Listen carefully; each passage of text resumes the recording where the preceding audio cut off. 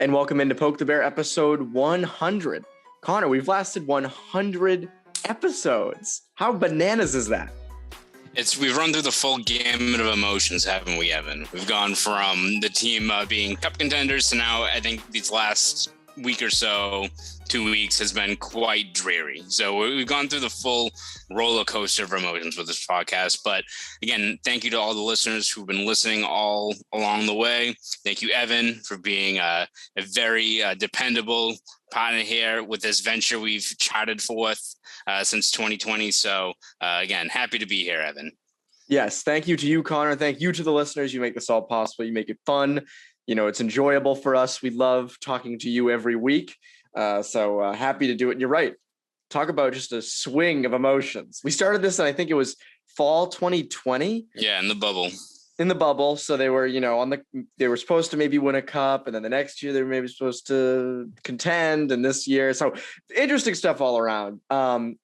One thing I did not expect to have happen in the 100 episodes was Bruce Cassidy to be fired, and now he's a Golden Knight. He's a Vegas Golden Knight, which is not surprising at all. I remember you had said that to me back when Cam Neely made those comments. You're like, if he gets fired, he's going to go to Vegas. And I was like, yeah, actually, that kind of makes a lot of sense. And it does. And looks pretty good in the gold and silver. And it looks like he's having a fun time out there. I think he's a pretty damn good fit. Yeah, no, you look at just the optics of this, the fact that they fired Bruce Cassidy, the Bruins do, and they're still interviewing candidates, taking the time, seeing what's out there for this team, that there's still no set plan of what the, 3-year, plan is going forward. Don't know what's going on. And then Bruce Cassidy gets hired in legitimately less than a week. It was like, I think 6 days and 22 hours between when they announced he got fired to when he got hired. So it's Monday to Monday. So, and as you said, a perfect fit for him in this spot. I mean, you look at that team, it's a win now team, veteran heavy team. They've got the skill needed. They've got the ability to actually fire in some shots from the blue line, which is something that Cassidy has stressed multiple times. So you look at just the fit for that team and how I think Cassidy's talents can translate to helping that team. It's a team that has the skill, had some defensive issues last year, which you look at Bruce Cassidy and kind of the track record the Bruins have had of expected goals and all those fancy metrics that, work in his favor. I mean, it should be a great fit for him, and seems to really already be kind of running with the situation he's in, right? I mean, you're going from a team that he had front office and management that didn't really appreciate what he brought in terms of his coaching style. And you look at just the way of where this team is exactly going in the next couple of years. Pretty good that, not for a guy to lose his job for a family he got rooted, obviously, but falling to a pretty great spot. And based on Cassidy's comments that he already has given since Thursday morning during his introductory press conference, a lot of the same stuff you hear that, he talked about with the Bruins, about being hard to play against, of being a team that can switch to attack mode very quickly on the rush. And a lot of what he said today, accountability, of being accountable, and that, sometimes as a younger player, you need to have a bit more, you don't really have as much rope, and you kind of have to earn that. And maybe it's stern, but it's part of the learning process to get into the NHL. So accountability, it's a novel thing, Evan. It's something that, I don't know. It's a very polarizing subject. Let me just say, of holding guys accountable. But Bruce Cassidy's going to keep it going in Vegas. God forbid you tell a player what to do. You hold them accountable a bit. It's such a wild concept to me. But yes. And they had him in that epic video. I think when he was hired, he was hired Tuesday, but Wednesday they had a video where it was like Golden Knights highlights with Cassidy's voice over it. I was like, he is going to lean so hard into what they're doing out there. Like, hopefully not their Twitter presence. Hopefully he tones. He's not doing like the Nene. or like a video. He's not doing anything like that. The gritty. Yeah, Jesus Christ. No, that's Tortorella. Tortorella would be doing the gritty in Philly. As Ty Anderson says, when the hand squeaks, that'll be quite the moment. That's a big league fine. That's going to be a huge fine. It's like, remember when Jack Eichel got sent to Vegas and he gets out of the car and they had like the mariachi or they had like the band there for him with like the big dinosaur mascot. Wayne Newton was doing the gritty in the background. Yeah. It's like, this is too much. Like, this is, Bruce would get out of the car and be like, can I just go home? But it seems like a good fit. Hey, it does seem like a good fit. I'm just saying, Bruce Cassidy also says he's a big fan of Cher. So, like, get a residency show there. Like, it works out perfectly, honestly. I mean, it's a very big departure from Metro Boston to Vegas. But when you look at the resources he has out there, the way that roster is built, perfect fit for him. Meanwhile, the Bruins, we'll see. Still looking. See what's out there. Not great. With Cassidy going to Vegas, it's this is, as everyone knows, this is a pro Bar Rescue podcast. So hopefully with John Taffer out there, maybe he gets Bruce Cassidy to do some recon for him. Goes on a few shows. He would be perfect for that. And with the food being like, oh, this sucks, but he'd be really nice about it, And he'd hold the people accountable. Like John Taffer. Crazy. Yeah, maybe Bruce Cassidy's second career, maybe a secondary source of income will be bar rescue. So maybe they'll have him fill in on there because Taffer's a huge Knights fan. So maybe it's a match made in heaven or match made in Vegas. So an interesting thing is the Bruins gotten a lot of hate for this. And it doesn't seem to be stopping. It hasn't stopped. It's been, over a week of this. And I don't, Sweeney mentioned in his press conference when this happened that he expected people to not like this decision. He compared it to Claude Julien, but Claude Julien was so much different in the sense that had kind of run its course. That was 10 years. That was, they had not made the playoffs the previous 2 years. There were, good younger players that maybe weren't playing as much as they would have liked to have had them play, all that stuff. Obviously, this had happened after the 2015 draft. So the jury was still kind of out on that a little bit, if memory serves. Mm-hmm. So this is different. You fire a really good coach in the middle of a really good run. And again, there's rumblings that there were guys in the locker room who didn't like him and such, but I keep looking back at that and going like, why can't you hold a player accountable? If you got, I don't mean to just throw names, but if you got a younger player out there, you got a young prospect who just does not like Cassidy, why would you choose the prospect over the coach?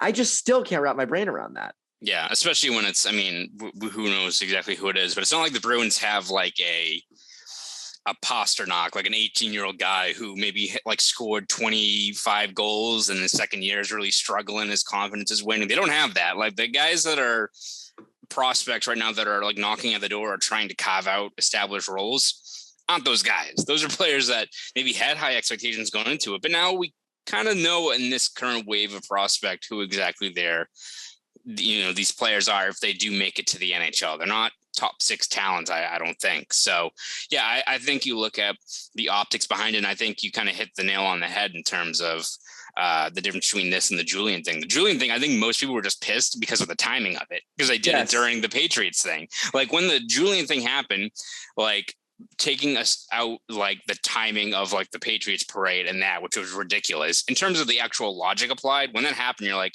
oh, okay, yeah, like the writing was on the wall, right? You missed 2 seasons.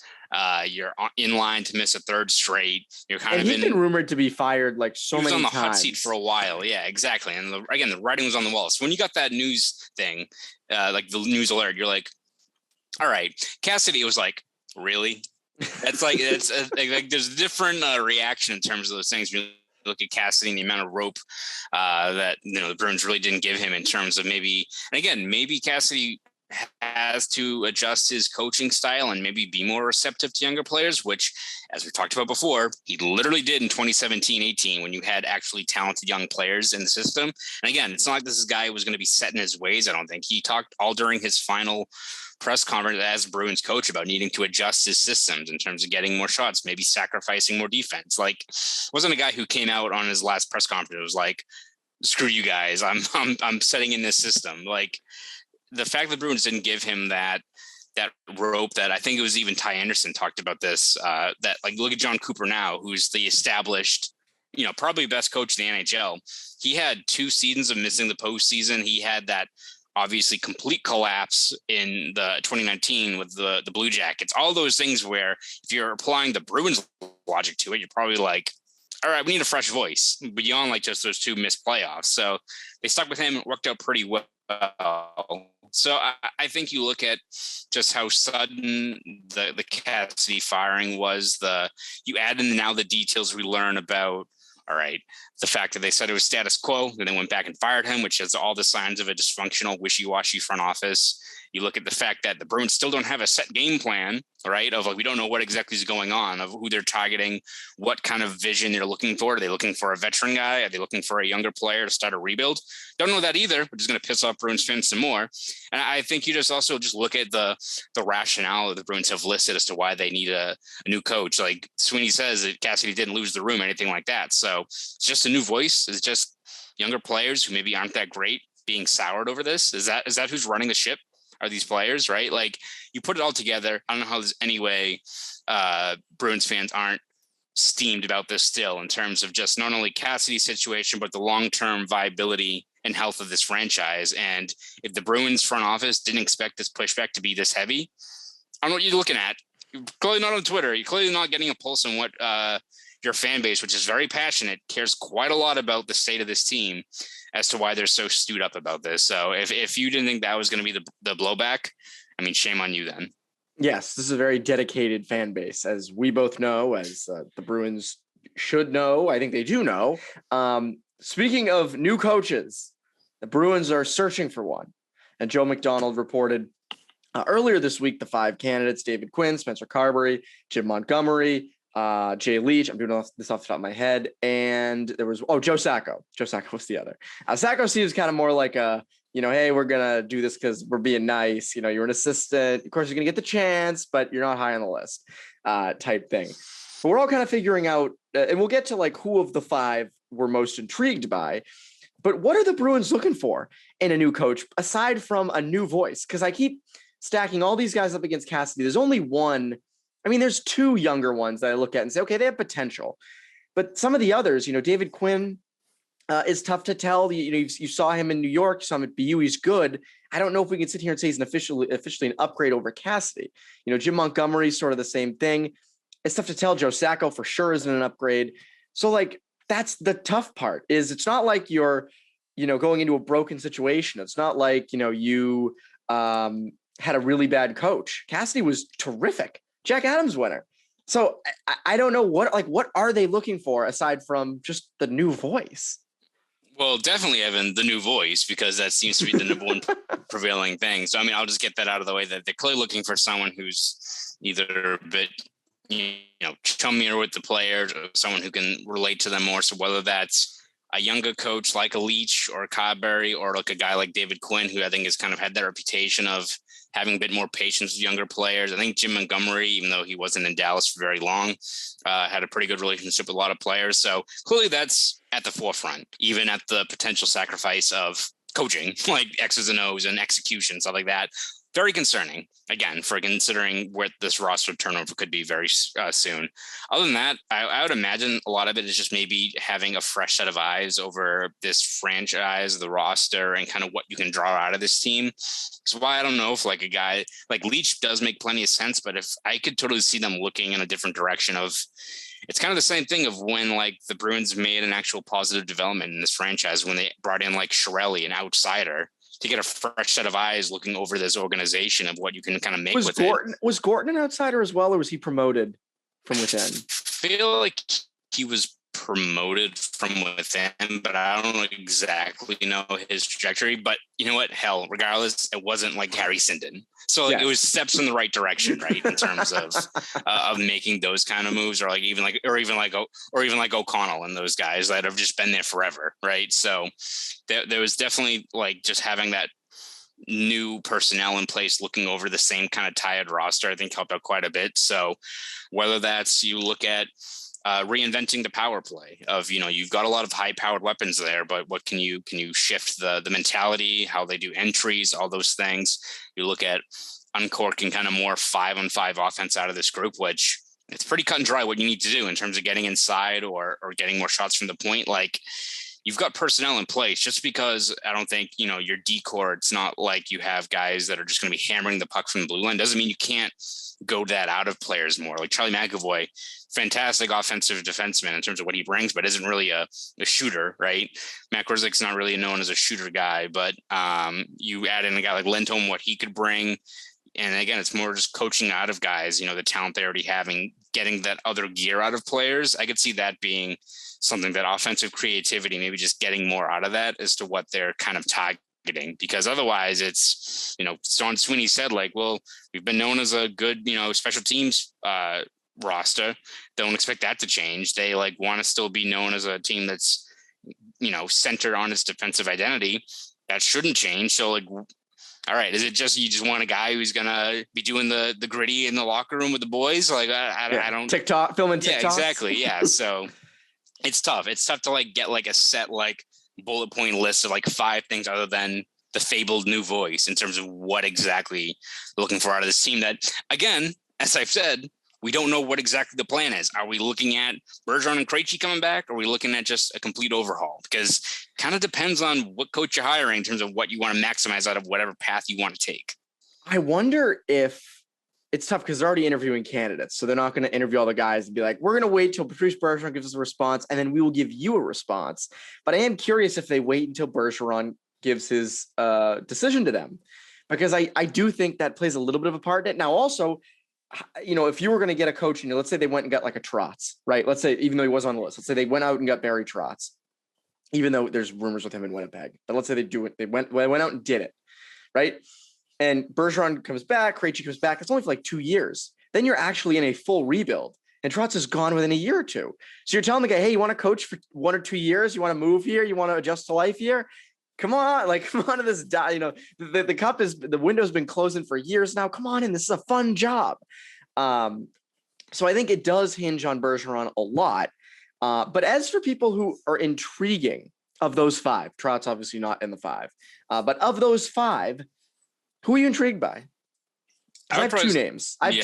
Yeah, I would say, Leach, I think makes a whole bunch of sense, just in terms of what the Bruins mapped out. And again, as much as, Sweeney mentioned they want to cast a wide net in coaching decisions, Leach still, they will obviously, I think, defer to the people who have pretty clear, evident ties and tethers to this franchise. So Leach makes a lot of sense. But in terms of, I think, who offers the highest ceiling, I really am intrigued by what a guy like Carberry would bring in terms of, 40-year-old coach, has kind of wherever he's gone, he's done very well. He spent 1 season in Providence as an assistant to Jay Leach. So he has that one little connection, which counts, right? He's in. He's a part of the group. He's a part of the group. So he has that. And then he goes to, I think it was Hershey in the AHL, and won, AHL Coach of the Year, had a crazy winning percentage there.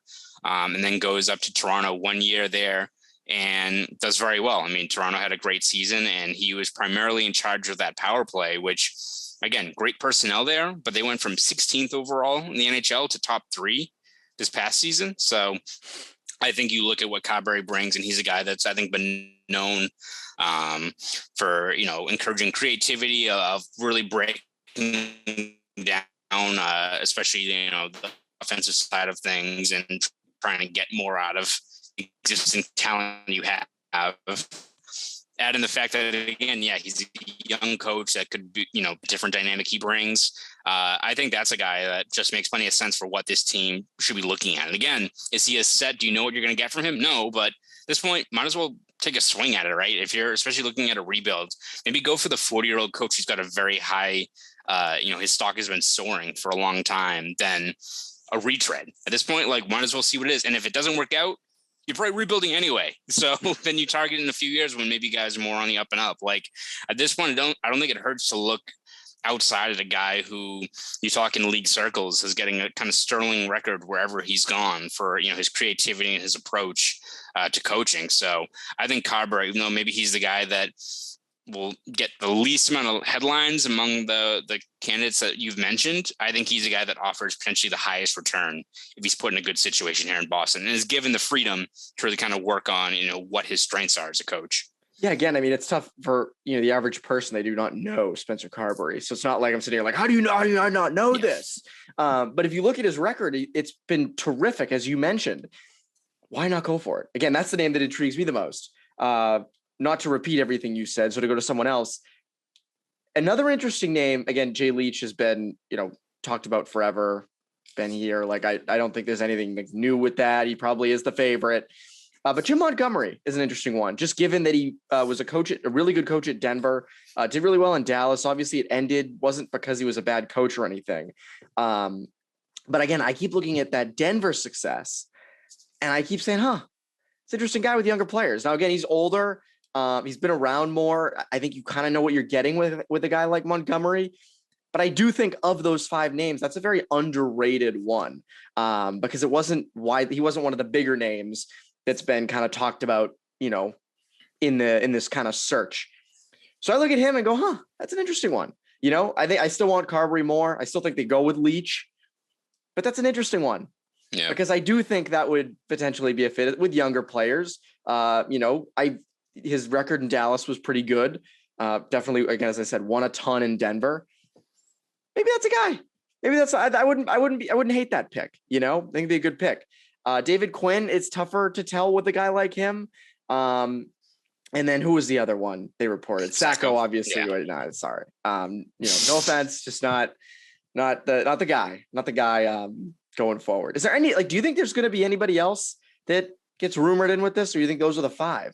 I think it was Friedman who mentioned Nate Leemon, which I think is a kind of an outside shot because I think he just signed that big contract. He can be kind of the king of the castle in Providence and stay there for a while and get a boatload of money. I think you mentioned it, I think on Bruins beat, like talking about like Greg Carvel and that situation. Like maybe sometimes it's better just to be running the ship and sitting back and be king of the castle at a very good D1 program. Like at some point, it ain't worth it. So no, it's way better. Yeah. So I view that and being kind of skeptical about how much they'd like Leemon especially would leave. I'm sure the Bruins would love to have him, but I think maybe you look at a guy like Savad too, who his OHL season, the Windsor's team season's over now. I check in with him. He's kind of the same as Coburn, maybe not as maybe a bit more of a newcomer, but you kind of look at his track record. I think he's a guy that be worth interviewing. And at the very least, I think we mentioned this last week.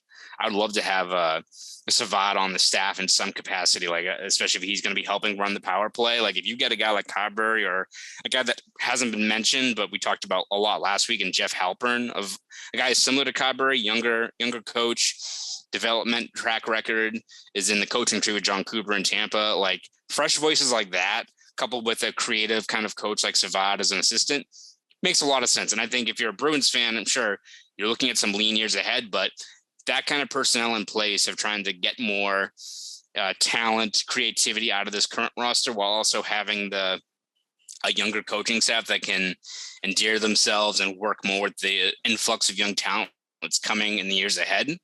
It seems like the win-win move, but again, who knows what path the Bruins exactly decide to chart in the next couple of days. Again, unless Leemon wants another huge challenge, you just mentioned it, a bunch of lean years coming up. Why would you want to step from a great program to lean years rebuilding in the NHL and then potentially getting fired, and then getting fired if they start to contend?